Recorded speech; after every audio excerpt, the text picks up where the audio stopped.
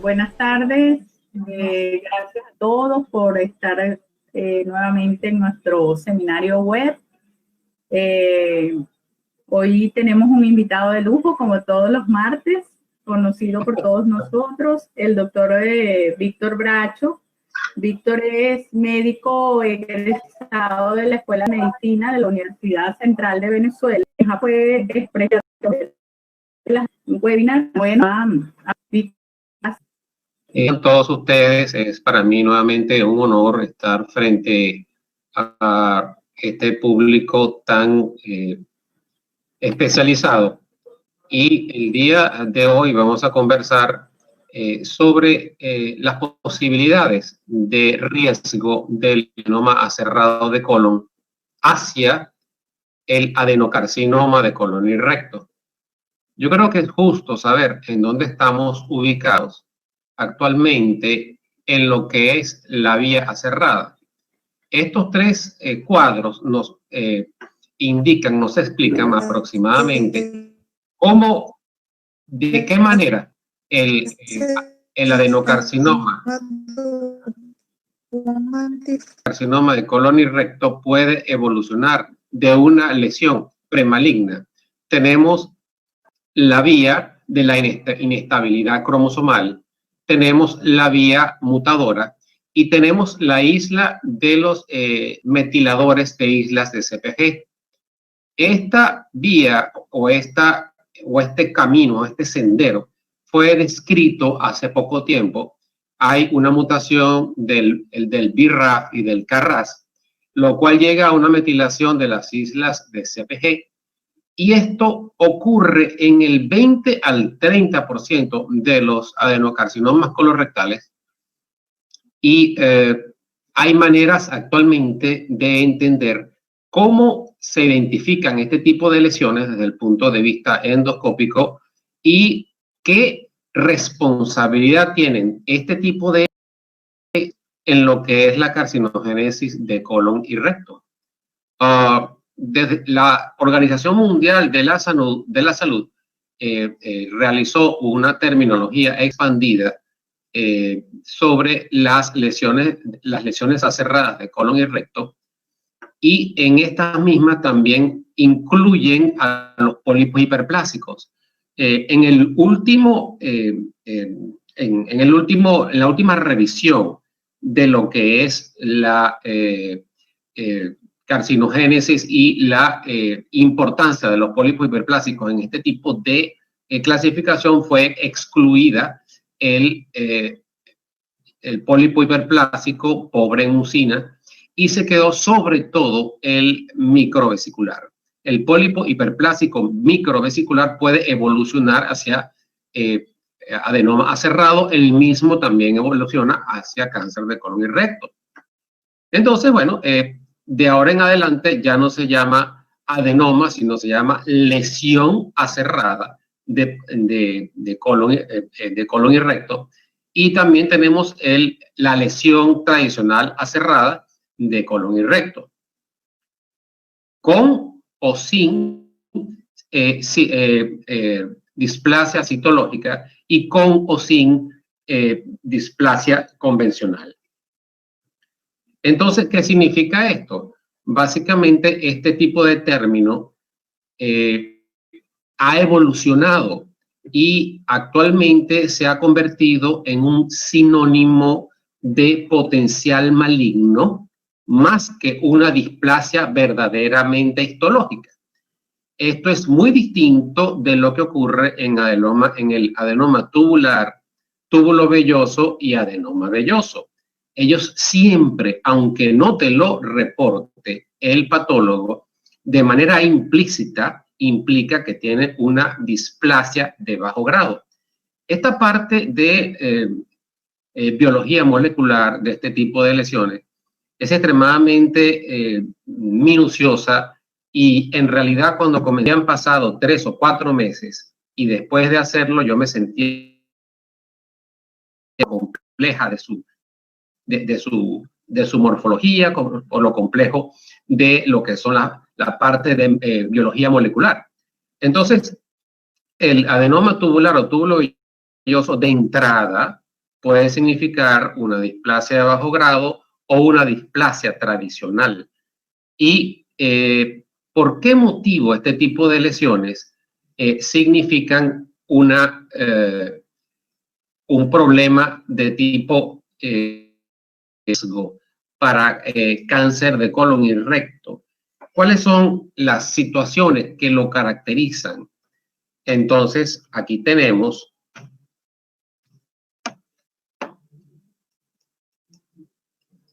¿aló? A ver,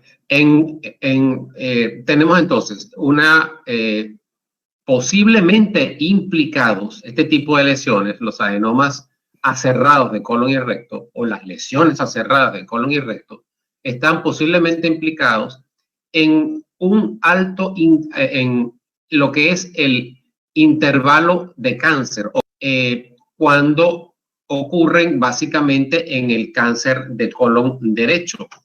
Eso significa un cáncer que tú identificas, un cáncer de colon y recto que tú identificas posterior al periodo inmediato después de una colonoscopia completa.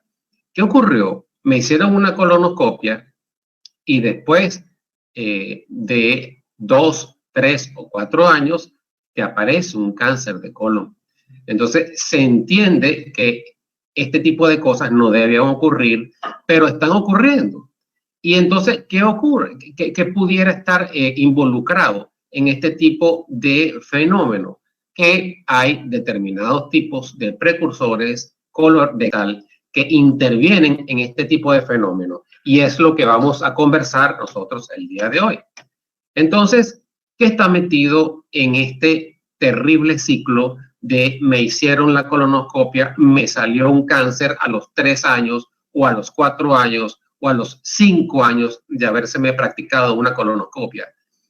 Podemos hablar, para comenzar, de unos mayores tasas de incidencia de resecciones incompletas de las lesiones aserradas de colon y recto.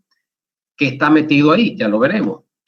También puede ocurrir de que existan lesiones rápidamente progresivas que eran extremadamente pequeñas o extremadamente sutiles, que no se veían y que rápidamente evolucionaban hacia cáncer de colon y recto. Esa es otra posibilidad. Y la tercera posibilidad es la que nos toca a nosotros, que es no vistas durante el proceso de la colonoscopia. Después de estas tres situaciones, también debemos entender que hay un síndrome genético que es el síndrome de poliposis aserrada. El síndrome de poliposis aserrada implica mulradas en la parte derecha, transversa e izquierda del colon. Este es un estudio extremadamente completo, muy revelador de cuáles son las posibles implicaciones en el cáncer de intervalo del cáncer colorectal. Entonces, habíamos hablado de que había una alta tasa de resecciones incompletas y eso lo verificó el artículo denominado el aumento o la mayor tasa de lesiones incompletas, de resecciones incompletas de cáncer de adenomas aserrados, y eso fue denominado el estudio CARE. Fíjense entonces en este recuadro lo que ocurre en el adenoma convencional, tradicional. Tú logras resecarlo en la gran mayoría con una tasa de resección incompleta del 7.2% contra el 31% de los adenomas sésiles aserrados. Entonces, ¿qué está ocurriendo? Yo intento sacar el adenoma aserrado y no sale, bueno, sale, pero no nos damos cuenta que hemos dejado parte de la lesión abajo en el colon. Entonces, ¿qué está metido en este tipo de situación viciosa? En donde mi approach o mi enfoque terapéutico no está siendo todo lo efectivo que yo que nosotros desearíamos que fuese, ¿no? Entonces, esto ya lo hemos mencionado. Y, a ver, ¿qué es entonces lo que pudiera estar? El adenoma cerrado de colon se caracteriza, entre otras cosas, por una cubierta de moco que está muy densa, la cual puede interpretarse como una preparación defectuosa. Sin embargo, recuérdense que una de las situaciones, uno de los aspectos endoscópicos más remarcables o más importantes del adenoma cerrado de colon es la gigantesca cantidad de moco que estas lesiones están en capacidad de producir. Aquí tenemos una tremenda mancha de moco que posiblemente no se hubiese tomado en consideración. Sin embargo, aquí está la lesión ya cuando utilizas N-acetilcisteína para disolver el moco, y vemos entonces la misma imagen. Véanlo aquí y véanlo después de la N-acetilcisteína. Limpié completamente la lesión. Acá la tenemos entonces ya con el endoscopio rotado y nos damos cuenta de que no es algo sencillo de entender desde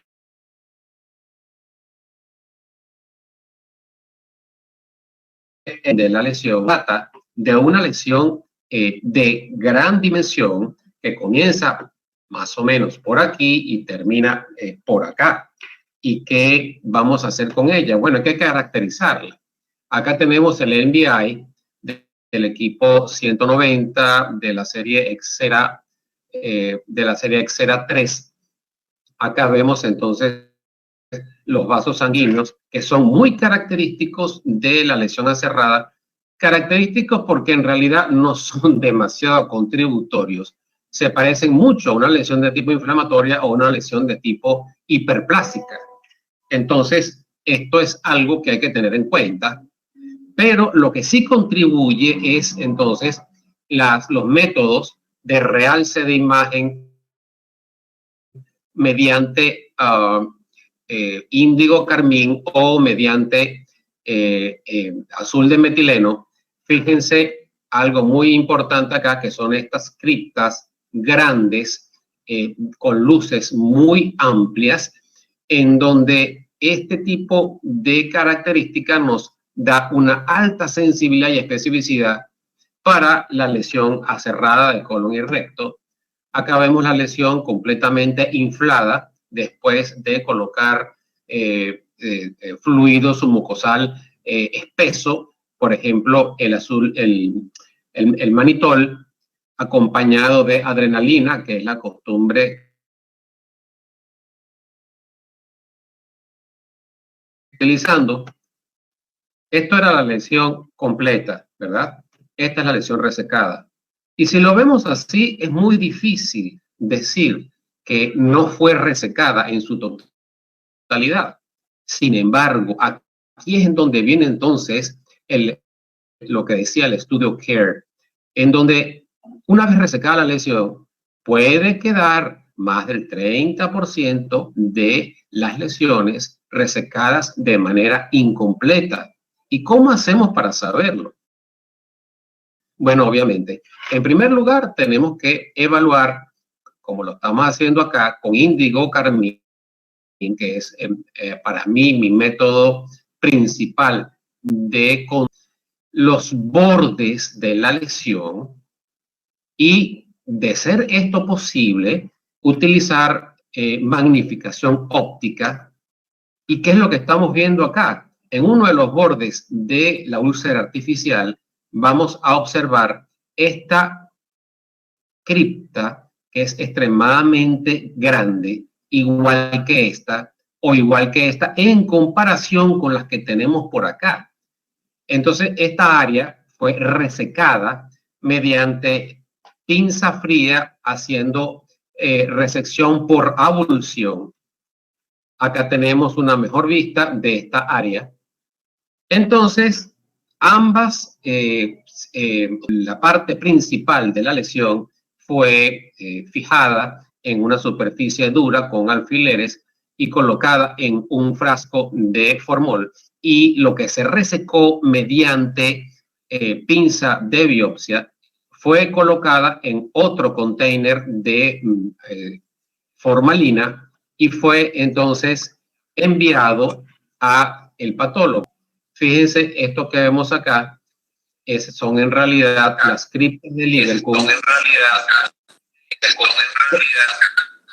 resecadas, y entonces las vemos de manera completamente vertical en lugar de sobre la superficie epitelial.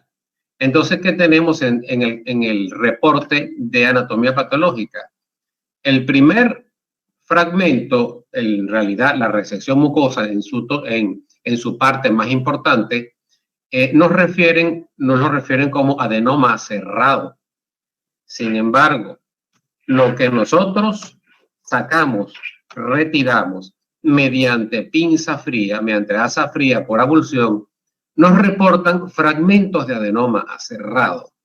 El colon y recto no logra hacer su totalidad y vuelve a recidivar y puede volver a crecer y producir carcinoma en colon y recto. ¿Qué ocurre entonces también con las lesiones perdidas, las lesiones que no vimos? ¿Por qué motivo el adenoma cerrado del colon y recto está asociado a una gran cantidad de lesiones que no logramos ver? Una de ellas es la alta tasa de morfología ultraflat, es decir, ultraplana, lesiones ultraplanas. Para remate, no se conforma con ser ultraplana, sino que también tiene altas incidencias de moco que cubren la lesión, y a esto se le denomina, valga la pena el anglicismo, pólipos con cubierta mucosa. Esto llega a ser más del 60% de los adenomas aserrados. ¿Cuáles son los pros y los contras de este tipo de problemas?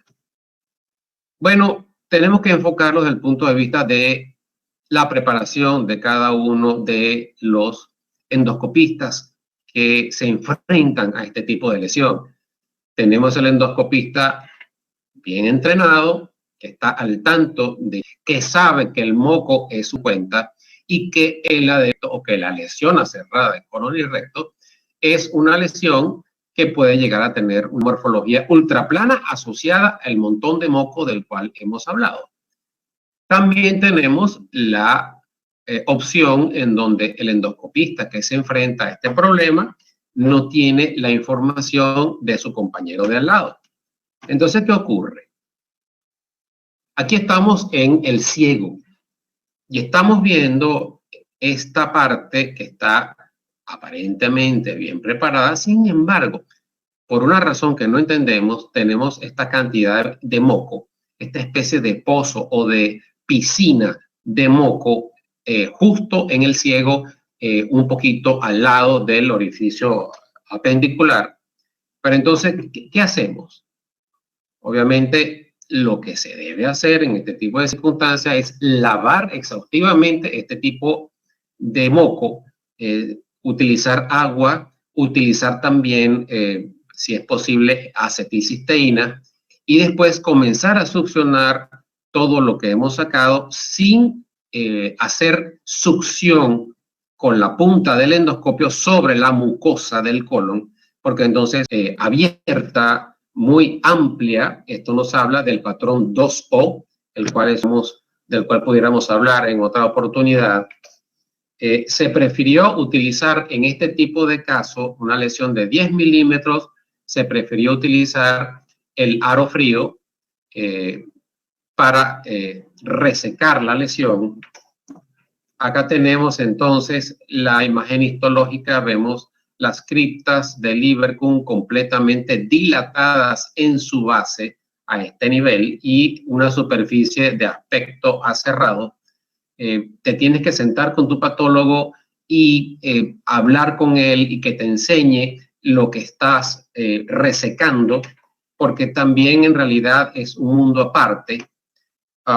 Esto fue al fin y al cabo un adenoma aserrado sin displasia, afortunadamente. ¿Qué vemos aquí? Bueno, vemos un plieguecito que puede ser sencillo inocua, y eso fue lo que llamó la atención. Se comienza a lavar y fíjense lo que aparece. Aquí vemos redondeada, pero levemente elevada. Fíjense el FAIS, como nos habla de un vaso sanguíneo muy similar a lo que hemos visto anteriormente.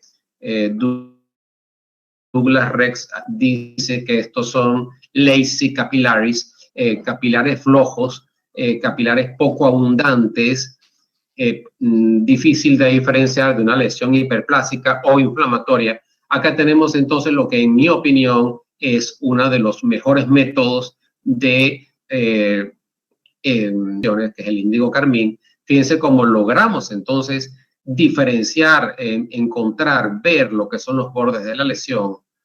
Y aquí tenemos la lesión en toda su magnitud. Acá tenemos entonces el fondo de la úlcera artificial. Acá tenemos entonces la úlcera artificial con los bordes bien definidos mediante índigo carmín. Y nos habla entonces la doctora María Elena Rojas de adenoma cerrado negativo para disc. ¿Verdad? Importa, ¿no? Aquí estamos centrando entonces en por qué motivo, cuál es otra de las posibles razones por las cuales los adenomas cerrados de repente los ves, no los ves, sino que son un cáncer. Y bueno, esta es la parte de biología molecular, de que el adenoma cerrado puede tener un periodo de mute, un periodo con una progresión variable, y de repente hace una especie de chinazo, por así decirlo, y se convierte en una lesión de rápida baño. También tener la mala fortuna de convertirse en un adenocarcinoma de colon y recto. Y aquí vemos entonces también la forma normal como pudiera desarrollarse. De una mucosa normal directamente puedes variar hacia un adenoma, una lesión sésila cerrada. Esto debido a la mutación del BRAF. O pudieras pasar de una mucosa normal hacia un pólipo, hacia una lesión hiperplásica microvesicular. Y de ahí entonces, después de parar en esta estación intermedia, bajar entonces a un adenoma sésila cerrado. Y los promotores de metilación del MLH1, entonces nos convertimos en inestabilidad microsatélite y de displasia citológica. Después se incrementa la tasa de mutación, entramos en alto grado de displasia y carcinoma. Eso sí, en el aspecto ya de la rápida progresión. Ese es otro de los motivos por los cuales podemos tener un rápido desarrollo de este tipo de lesiones. Acá tenemos también entonces lo que es el adenoma acerrado, la lesión acerrada. En el diagnóstico, ya lo diagnosticaste, ya tú sabes que esta persona tiene por lo menos 5 adenomas, lesiones acerradas proximales al colon, o por lo menos más de 2 pólipos de 10 milímetros, o todas estas opciones que estamos observando aquí. Les recomiendo, la hace la Organización Mundial de la Salud para lo que es el criterio de diagnóstico de la poliposis acerrada. Acá tenemos que hacer en caso de tener este tipo de lesiones de síndromes genéticos. Por ejemplo, el intervalo adecuado, por ejemplo, para una poliposis acerrada es una colonoscopia anual. Sin embargo, cuando tienes básicamente lesiones hiperplásicas, se habla de cada 10 años. Pero esto es para lesiones acerradas únicamente. La colonoscopia cada 10 años desapareció. De ahora en adelante las colonoscopias se hacen 5 años en función de prevención de cáncer de colon y recto. Obviamente hay cosas que vienen dientes a ellas. Entonces, desde este punto de vista, hay que estarse actualizando y entendiendo cuál es la mejor manera de mantener un paciente libre de este tipo de lesión. ¿Y qué tan exótica puede ser la poliposis aserrada o las lesiones aserradas? Tenemos aquí, fíjense, esta es de 80 años que había sido ya operada de cáncer colorectal en una oportunidad y acude a consulta. Y mira, yo en realidad lo pensé, si hacerle o no hacerle ya a una persona de 80 años una colonoscopia. Y hubo algo quizás suya, me a revisarle el muñón recto sigmoideo que había quedado después de la colonoscopia total, y miren con lo que me consigo. Ustedes están viendo estas moquitos amarillos, 1, 2, 3, 4, 5, y eran muchos. Hasta la parte de cabo se termina y terminaron siendo adenomas aserrados. Luego, esto era una poliposis aserrada. Obviamente esto está muy ligado al colon de intervalo. Esto que estamos viendo acá es un paciente de 62 años que había tenido no una, sino 2 colectomías por cáncer colorectal. Y me la mandan con una lesión en recto bajo, es decir, una lesión que iba desde la primera válvula de Houston hasta el canal anal. Y esto que estamos viendo en esta imagen es un paciente, una lesión con una gran cantidad de moco. Él de vez en cuando evacuaba con sangre y por eso fue que fue a consulta, consiguen eso y la envían a reevaluación. Entonces, ¿qué es lo que tenemos por aquí? Tenemos la lesión que ya habíamos visto antes. Aquí está el catéter pasando full cantidad de acetilcisteína. Fíjense lo que es la lesión sin el moco. Era una lesión que solamente con verla ya sangraba. Esto es la imagen con magnificación óptica y FAIS. Y fíjense cómo el vaso sanguíneo, que es esto que estamos viendo acá, o esto que estamos viendo acá, múltiples vasos sanguíneos aberrantes, pero esto cambia. Lo más llamativo de todo esto, que esto cambia, esto no es un adenoma tradicional, esto es un adenoma aserrado, esto es una lesión aserrada. Esto hubiese hablado de una cosa horrible desde el punto de vista de profundidad de invasión si se hubiese tratado de un adenoma tubular o un adenoma vellosa, pero no lo era, era una. Y se decide, esto es parte de la evaluación que estamos viendo acá con el índigo carmín, habla, y la magnificación, véanla aquí, habla de básicamente una lesión de tipo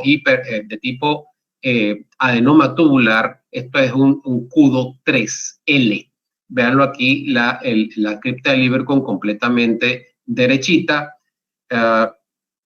Pero esto es lo que habla de polimorfismo, porque no solamente tenemos esto que está redondito con el aspecto del tipo 2O de la cripta de Lieberkühn con magnificación.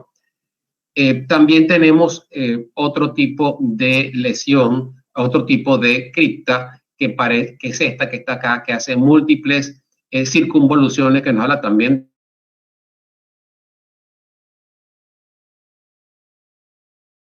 de la tipo que habla de básicamente polimorfismo. Tuve chance de conversar sobre esto con uno de los gastroenterólogos del Hospital Alemán de la ciudad de Buenos Aires, excelente profesional, y compartimos el convencimiento de que cuando esto ocurre, tienes polimorfismo asociado a la cripta tipo 2O, usualmente ya tienes displasia de alto grado. Esta lesión fue resecada endoscópicamente, primero hizo un sangramiento venoso, lo cohibimos con Eclipse Resolution. A los 24 horas hizo un sangramiento arterial, el cual lo inhibimos, lo tratamos colocando el catéter de argón plasma sobre el clip que había sido puesto antes. Ojo, esto es únicamente para recto. Esto está proscrito para el resto del colon porque perforas. En cambio, ese sangramiento arterial logró ser cohibido haciendo este tipo de terapéutica. Fíjense, esto es algo extremadamente morfológico. Esto que estamos viendo acá es uno de los principales criterios de la lesión hiperplásica, que son criptas de Lieberkühn dilatadas en su base, con aspecto en bota, y el que le voy a recetar unos lentes. Básicamente aquí tenemos otra cripta en forma de bota. Esto fue catalogado como un adenoma cerrado todavía, con una displasia de bajo grado, pero a punto de convertirse quizás en poco tiempo en un cáncer y terminar en una colostomía definitiva. Después de retirar la lesión, un año después, fíjense, la lesión evaluada habla básicamente de lo que quedaba, era básicamente una reacción de tipo inflamatoria cicatricial. Y entonces, ¿cómo puede ser en Latinoamérica la incidencia de este tipo de lesiones? A ver, en datos no publicados todavía del Departamento de Gastroenterología del Centro Médico Docente de la Trinidad, se hizo una evaluación de 1.612 colonoscopias con excelente preparación, buscapina y todas estas técnicas que hemos visto, y se hizo un análisis considerando adenomas tradicionales versus adenomas aserrados, y tenemos un 78% de adenomas tradicionales, tubular velloso, túbulo velloso, y un 21.98% de lesiones aserradas. Luego estamos obviamente al tanto de que estas cosas están ocurriendo y que tenemos que diagnosticarlas si es que queremos disminuir el cáncer de intervalo. ¿Cuáles pueden ser las conclusiones? Les pido disculpas por el anglicismo, pero no me dio tiempo de traducirlo al inglés. Esta conferencia la presentamos en el último congreso de Río de Janeiro. Después me vine para Buenos Aires, por eso todavía estoy varado acá. Aquí tenemos cuáles las características endoscópicas del adenoma aserrado de colon y recto. Debe ser del manejo general del endoscopista. Algo muy importante, que es que el moco importa. Sobre todo el moco es algo muy importante porque ves las manchas de moco y logras orientarte hacia adenoma aserrado de colon y recto. Debe enseñarse en centros calificados para tal efecto. También hay que entender que esto también nos va a ayudar a disminuir la posibilidad de las lesiones perdidas o subdiagnosticadas, y con un correcto diagnóstico del adenoma cerrado de colon y recto, la incidencia de cáncer de colon de recto puede disminuir, incrementando la efectividad de la colonoscopia de diagnóstico para prevención de cáncer de colon, disminuyendo la incidencia de cáncer de colon derecho. Yo no sé si ustedes vieron la película Godzilla, pero yo me acuerdo una palabra que me quedó al tanto, muy grabada en la mente, es esta: size does matter. Acuérdense, size does matter y Godzilla, porque mucus does matter. Eso significa que si tú no ves el moco, vas a tener una lesión tipo monstruo Godzilla dentro del colon, que va a ser un cáncer, un adenocarcinoma completamente desarrollado en el paciente al cual le hiciste una colonoscopia hace 4, 5 o 6 años. Piensen en aserrado, porque si no, no lo vamos a diagnosticar. Y esto fue el primer curso de detección y caracterización de lesiones no polipoides de colon y recto que hicimos de gastroenterología. Para aquella época, aquí tenemos una de las lesiones que fue objeto de discusión. Bueno, lo que les puedo decir, pocos importa. Muchísimas gracias a todos ustedes y comentarios.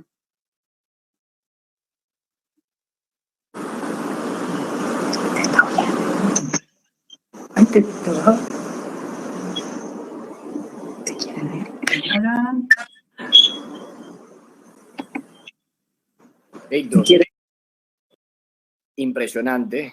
O sea, como siempre, las imágenes son una belleza, la explicación es clarísima. Bueno, para nadie es una, para nadie de los que te conocemos es una sorpresa. Y sabemos que eres una persona porque se ha dedicado al estudio y bueno, cuando alguien pues definitivamente domina algo, las cosas quedan muy claras. Ahora, esta tarde hablábamos, Víctor, de que las recomendaciones en líneas generales hoy en día para la resección de lesiones que tienen características aserrados tanto con índigo carmín, hablábamos que el índigo es bueno, bonito y barato, funciona, si tienes magnificación mejor todavía, pero bueno, nunca olvidar el índigo, sobre todo para la caracterización de estas lesiones, y que las recomendaciones eran básicamente, uno debe intentar resecar tejido que aparentemente es sano, precisamente para un poco evitar, en la medida de lo posible, dejar adenoma que uno no ve, que fue lo que te pasó a ti en este primer caso que nos estabas mostrando. ¿Tú crees que esto debe hacerse? ¿Tú crees que en líneas generales es mejor, si ves un pólipo de características cerradas, no resecarlo y referirlo? ¿Cuál para ti sería la recomendación principal, ¿no? Sí, mira, yo pienso que la recomendación principal, José, es la siguiente. Yo creo que podemos esperar o sentirnos satisfechos con que el endoscopista haga el diagnóstico de la lesión. Ahora, si no hay edad o el recurso con el cual resecar este tipo de lesiones, se puede referir. Se puede referir a los centros en donde sí se haga. Sobre todo, evitar tomar biopsia. Siendo este tipo de lesiones ultraplanas, y si tomamos biopsia, convertimos algo que pudo haber salido en un desastre.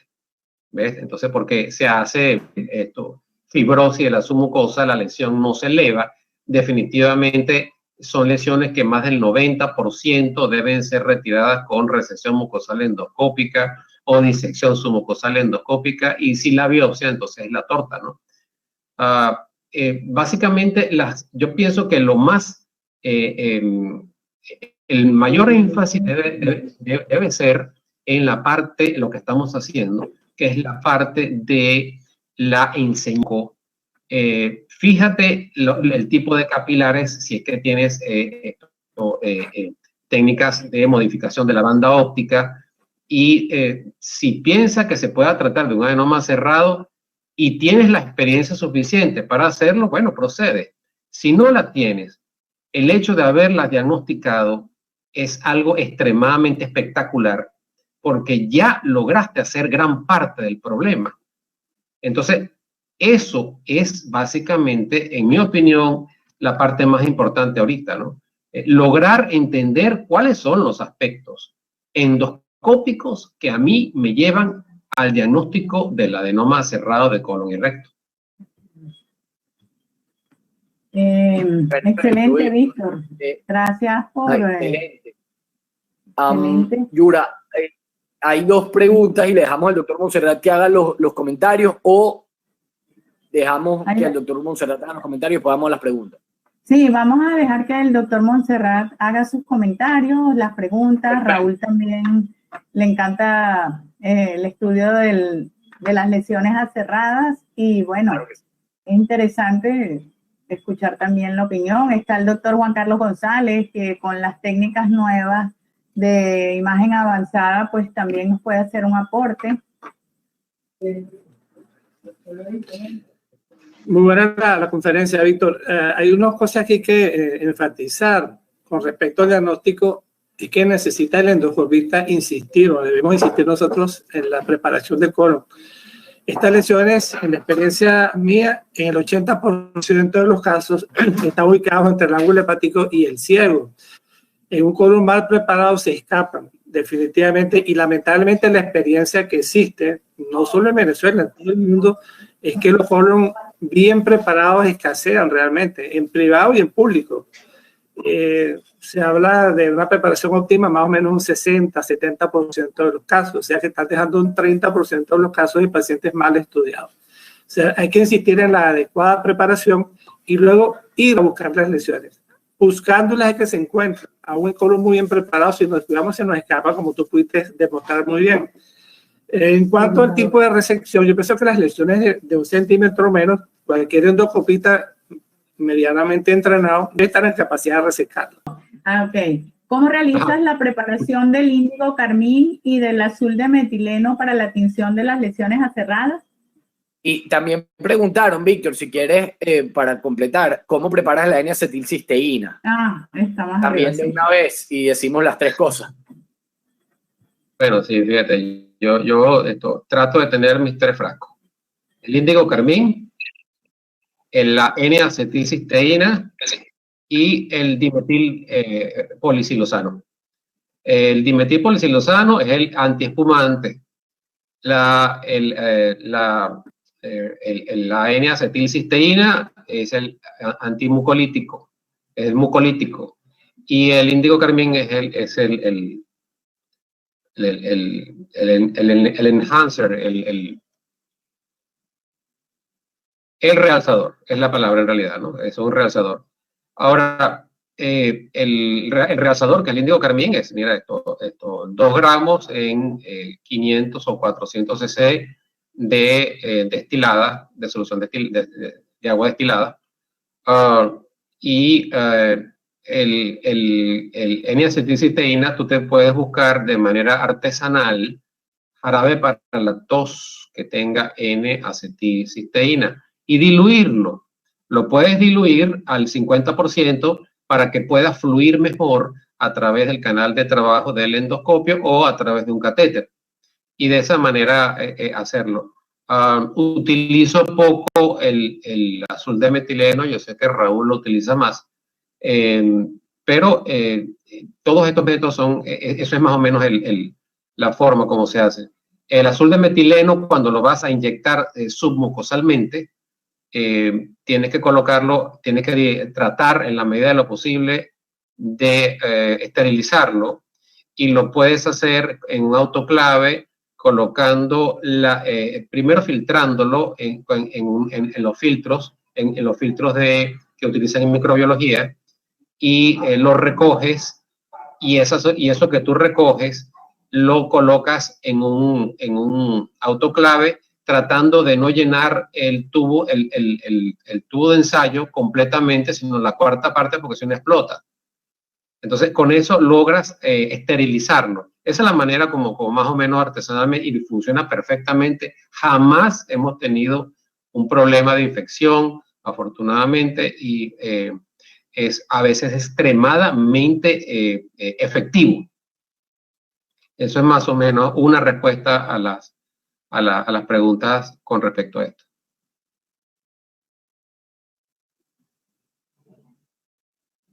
Ok, gracias. Aquí preguntaron, ¿qué es un potencial de riesgo? Sí, potencial de riesgo significa ¿con qué riesgo? O ¿en cuánto tiempo? Más bien, la palabra mágica es el tiempo. ¿En cuánto tiempo esta lesión va a evolucionar hacia adenocarcinoma? Porque ese es el riesgo, que se convierta en un cáncer. Entonces, eso es precisamente lo que hemos venido conversando. Estas son lesiones que pueden tener una evolución variable, estar ahí flotando sin producir ningún tipo de problema, hasta que al fin y al cabo, debido a algún tipo de mutación, ellos se convierten en un cohete a propulsión y rapidito se transforman en una lesión maligna, invasiva, ¿no? El potencial de riesgo es alto. El potencial de riesgo es alto porque están involucrados de manera muy, muy ligada a lo que es el cáncer de intervalo.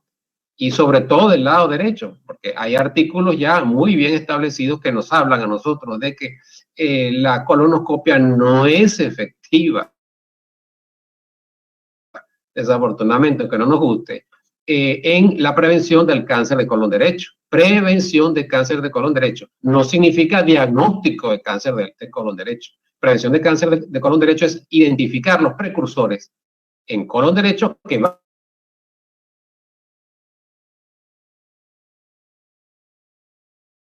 hacia cáncer, que es diferente. Entonces, obviamente, como decía, básicamente se habla de una lesión que puede evolucionar hacia una lesión premaligna. Esa es la otra cara de la moneda de la pregunta que estás haciendo, que se está haciendo, pues.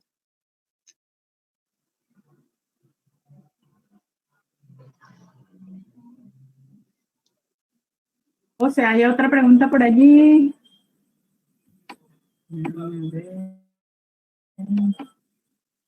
Bueno, ahí va. No sé si el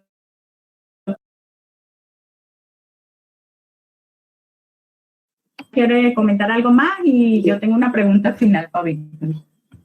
No, digamos, reforzar lo que está diciendo Víctor ahora. El cáncer de intervalo, la falla de la colonoscopia, no es la colonoscopia en sí, es culpa de la endoscopista que preparó mal al paciente y luego con las lesiones aserradas en el cielo. Y de ahí deriva precisamente el cáncer de intervalo. Estas lesiones son difíciles de ver aún en colon bien preparado. Ahora, si el colon está mal preparado, como pasa casi el 40% de los casos, es imposible ver estas lesiones. Entonces, la culpa es el endoscopista que preparó mal al paciente, no es el equipo en sí.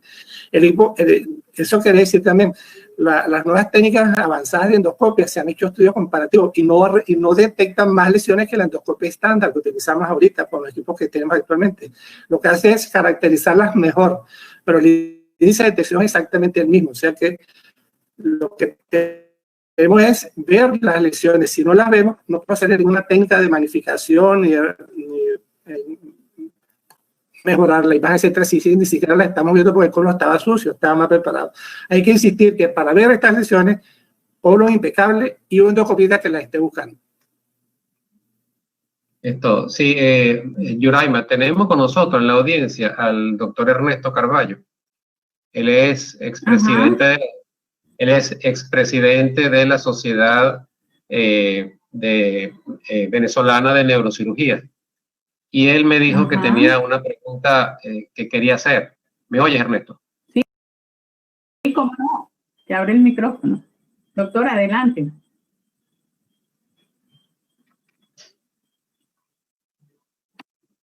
Abre el micrófono, Ernesto. Abre el micrófono. Ok.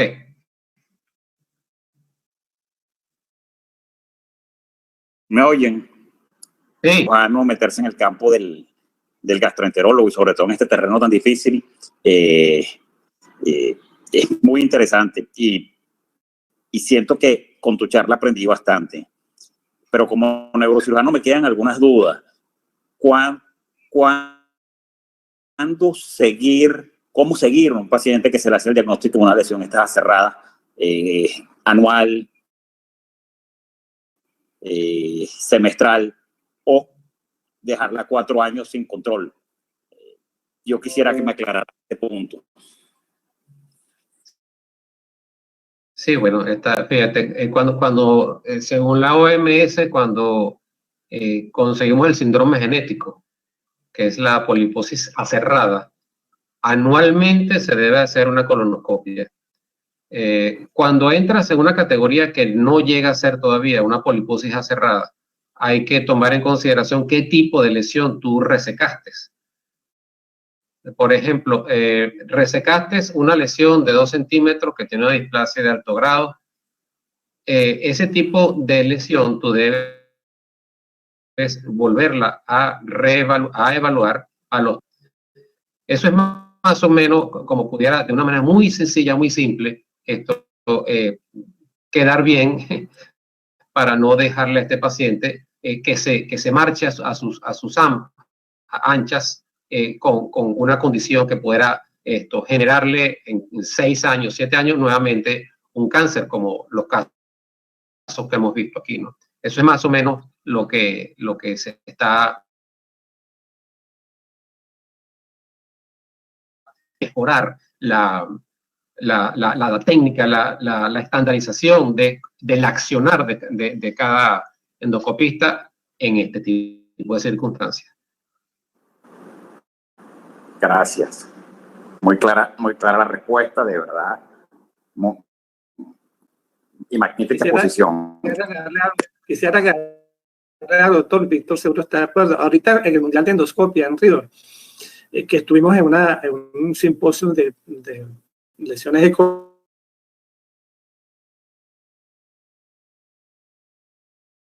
Estamos de acuerdo que esas recomendaciones de la OMS, incluso de la Asociación Americana de Endoscopia, de la Asociación Europea de Endoscopia, había que revisarlas. Hacer endoscopia cada 5 años está mal, porque estas lesiones se pueden escapar. Aún en manos del mejor endoscopista se nos van estas lesiones. Entonces, dar un margen de 5 años, 10 años es mucho. Yo pienso que hay que revisar. Yo pienso que estos pacientes, por lo menos a los 3 años, que hacer una colonoscopia de control, sí, en el mejor de los casos, no más de eso. Pienso que ir más allá es arriesgarse que salga un cáncer de intervalo. Víctor, una pregunta. Dime, Yoraima. Sí, Ajá, mira, fíjate, tú hablaste de que puede quedar en esas lesiones ultraplanas, ¿verdad? Esas lesiones aserradas ultraplanas, puede quedar hasta un 30% de lesión residual. Hiciste mucho énfasis en esto. Y tu indicación fue que hay que ampliar, hay que colorear los bordes otra vez con índigo, hay que tratar de pregunto, ¿el término de pólipo de intervalo existe? ¿O es esto mismo de lo que te estoy preguntando? Pólipo de intervalo vendría siendo, si extrapolamos al cáncer de intervalo, yo me imagino que tú quieres preguntar que si pueden aparecer pólipos en el corto plazo de tú haber hecho una colonoscopia. Bueno, por supuesto que sí existe. Y creo que existe muchísimo más que el cáncer de intervalo. Porque, a ver, si recordamos, el colon tiene 1,5 metros aproximadamente, pero no es 1,5 metros plano. Es 1,5 metros con angulaciones, con válvulas. Hay áreas que llegan a ser ciegas, que son las partes posteriores a las válvulas, que son muy difíciles de evaluar, muy difíciles a veces no es tan sencillo y puede ocurrir que necesites otros dispositivos para esas válvulas y esos pliegues. Una posibilidad, una alternativa. Sí existe, obviamente yo creo que sí existe el término. Hay pólipos que aparecen después de tú haber hecho una colonoscopia que lo dejaste. Definitivamente lo dejaste. O puede ser una lesión pequeña que venía creciendo y que rápidamente aumentó. Por supuesto, si hay cáncer de intervalo, hay pólipo de intervalo. Claro que sí. Ok. Veré. Bueno. Yura, el micrófono otra vez. Qué pena. Explicaste allí que después que haces la resección y queda el borde, ¿cuál es tu metodología? ¿Qué haces nuevamente? ¿Coloreas, resecas? ¿Cómo haces? Sí, a ver, después que hacemos una resección mucosal endoscópica, hay que evaluar no solamente el borde, sino el centro. El centro de la úlcera artificial hay que evaluarla, sobre todo tratando de evitar dejar una perforación oculta. Para comenzar, una jeringa de agua o de solución es muy útil. Viertes un chorro de agua al centro de la úlcera artificial. Posterior a eso, entonces, se coloca el índigo carmín y se evalúan las fibras que quedan en el fondo de la úlcera. Muchas veces no las llegas a ver, otras veces las ves solamente en el espécimen de patología. Esa es una manera. Ahora, ¿cómo se evalúa el borde? El borde depende de qué instrumento esté en capacidad o con la fortuna de contar, ¿no? Si cuentas con endoscopio convencional, el índigo carmín funciona. Y si cuentas con, pero para ver cosas quizás un poco más grandes. Ahora, si cuentas con endoscopio de magnificación óptica, pasas contraste y colocas el zoom del equipo en el borde de la lesión en 360 grados de la úlcera artificial que dejaste. Entonces, de esa manera logras ver con mucha claridad si dejaste un CUDO 1 en toda la longitud, toda la circunferencia de la úlcera artificial o no. Y si es no, menos mal que lo viste porque lo vas a sacar. Ahora, el método que tú elijas depende. Hay personas que me preguntan, Víctor, ¿tú utilizas argón plasma en toda la extensión de la circunferencia? No, yo no utilizo eso. Es más buscarte problemas, más buscarte complicaciones y no te garantiza completamente que hayas logrado sacar eso. Ahora, si preservas la histología normal, puedes ver con un poquito mejor de atención y utilizar un aro en frío o una abulsión con pinza de biopsia de 8 milímetros en frío también, que ayuda bastante. Ok, perfecto. Gracias. Bueno, yo creo... José. Listo, yo solamente un comentario.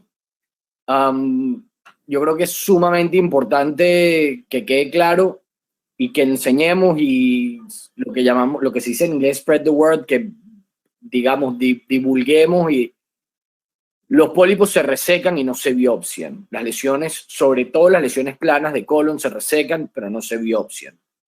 No le peguen un mordisco a una lesión para ver si luego la van a resecar o no la van a resecar. Creo que es sumamente importante, que eso es una cosa que aprendí yo, que lo vi lo hemos dicho en todos los cursos en los que hemos participado de colon y en los que hemos hecho hasta la saciedad, y siguen llegando pacientes con pólipos o con lesiones planas de colon biopsiadas. Entonces, si no lo va a resecar, no lo toque. Refiéralo y vemos si después lo podemos resecar, si es resecable, si no es resecable, lo que sea. Pero es preferible no biopsiarlo. Yo básicamente eso. Yura, la invitación yo creo para la semana que viene y estaríamos listos, ¿no? Bueno, agradecer nuevamente al doctor Víctor Bracho. Gracias, Víctor, por la gentileza, y a pesar de que estás tan lejos, pues esta es una manera de que estés aquí con nosotros. Gracias de verdad, Víctor. Y bueno, gracias. También quiero agradecer.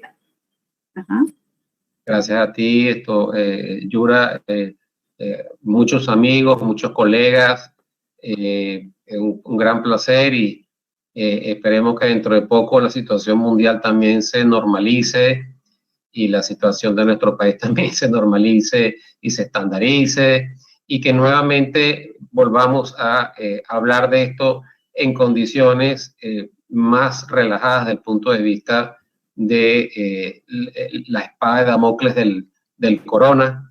Y bueno, esos son mis deseos, y que todos estemos bien, y que todos nos cuidemos, que todos tengamos muchísimo cuidado con lo que estamos haciendo, porque la pérdida de un médico no es lo mismo ahora que anteriormente.